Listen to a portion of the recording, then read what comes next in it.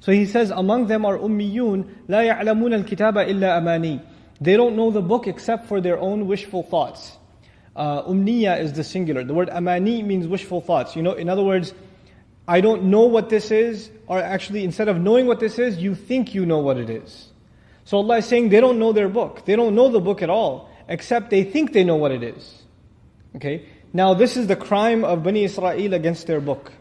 This is a very serious ayah about them and their book. Allah says among them are uneducated people. They don't know the book. What makes them uneducated and unlettered? They don't know the book except wishful thoughts.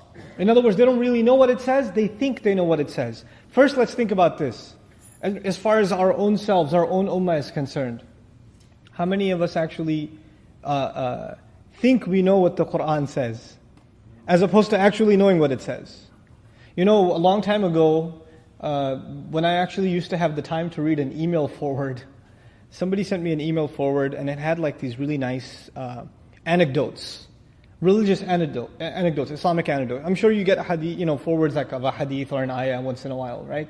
An email. So I get this this email and it says, if you wake up for Fajr, then there will be light on your face for the entire day, and if you pray Dhuhr in the masjid, then there will be blessings in your sustenance, and if you pray Asr, this will happen, and Maghrib, this will happen, Isha, this will happen, Jum'ah, this will happen, and at the end of it all, at the bottom it says wisdom from the Holy Quran. I was like, that ain't in the Quran, I don't know.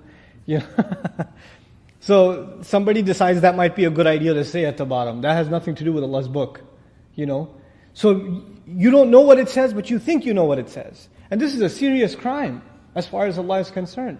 Now, Allah says, وَإِنْهُمْ إِلَّا يَظُنُّونَ. They do nothing but make assumptions. What this is teaching us is, this ummah better not make assumptions about Allah's book. You and I better not make assumptions about what makes Allah happy and what makes Allah angry. What He expects us to do, what He expects us not to do. What is crossing the line and what is okay. We better not make our own assumptions. Allah has already given the book. A lot of times even in casual Muslim conversations, Muslims can say things like, so where in the Quran does it say I can't do this? They'll say things like that. Where in the Quran does it say that? Well, first of all, you should be reading the Quran yourself. And this line of attitude, if in fact that is in the Quran, you're in pretty serious trouble. Watch your mouth. You're dealing with Allah's book. It's not some article or magazine that you're talking about. That's the first thing. The second thing here is the interpretation of the Sahaba when it comes to this ayah is very shocking and scary as far as I'm concerned. To me, it's one of the scariest tafasir of an ayah I've ever read. When Ibn Abbas radiallahu ta'ala anhu was explaining this ayah, the central crime that the Israelites have committed with their book is with the word amani. In other words, they don't know their book. Allah says, لا يعلمون الكتاب. They don't know the book except for their own or wishful thoughts, assumptions.